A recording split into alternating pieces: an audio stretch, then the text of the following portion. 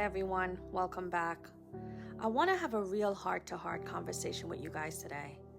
Just me and you having a straight up talk. Just to share my story. Because I know exactly what it feels like to blame yourself for not seeing the narcissist sooner. I went back so many times, and every time I thought, maybe it really is me. Maybe I am the problem.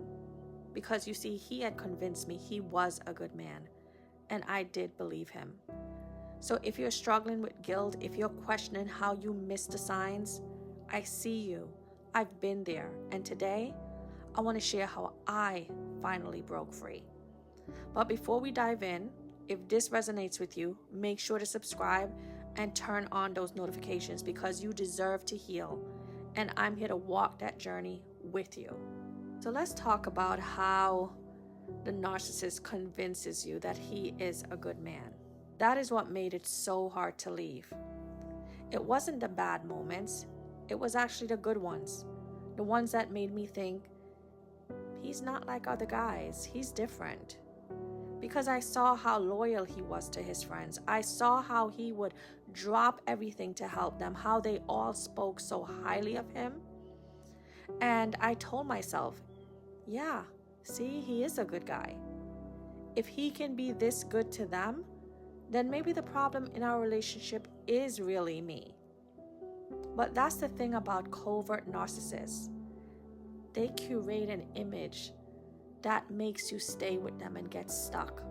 They make sure the world sees them as a kind, generous, and loyal person. But behind closed doors, it's a totally different story. And that's the version of him that I tried so hard to rationalize. You see, I had been cheated on before. I had already been through that heartbreak and I didn't want to go through that again. But my mistake was that I shared that with him and he knew it. He knew how much I feared being betrayed. So he used that knowledge to manipulate me each and every time. You see, he was always available, always texting back, always picking up my calls. And I thought, you see, a cheater wouldn't do that. If he was cheating, he wouldn't always answer and be so available. But looking back, I see the game was playing. He wanted me to believe he was different so that I would never question him. And when I did question things, he had a way of making me feel crazy for even asking. Because by then, he had already played that good guy part so well that when he started to slip up, how could I now question him? I will never forget the first time that he made me doubt my own mind. I heard him say something. I even saw him do it. But when I brought it up, I never said that. You must have misunderstood. And then why are you always looking for a problem? Aren't you happy just being happy? I'm a good man. Can't you see that? And slowly I started to doubt myself. Was I being too sensitive? Was I making things up? You see, that's the power of gaslighting. It doesn't just make you question them, it makes you question yourself. And once they get you to that place, they can do whatever they want. And you'll keep looking inward instead of at the truth. And that's how it was with me. For the longest time, I was stuck on this question, is he really a narcissist? I would Google it, I would watch videos, I would compare my experience to others, to their checklist, to what happened in their relationship. But you know what? That question kept me stuck.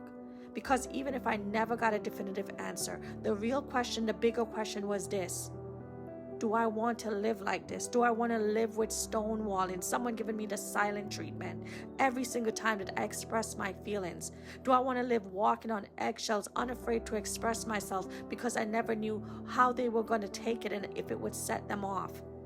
Do I want to live feeling like I'm always the one to blame, even when I knew something isn't right and I knew something was wrong? And I finally had to admit the answer was no.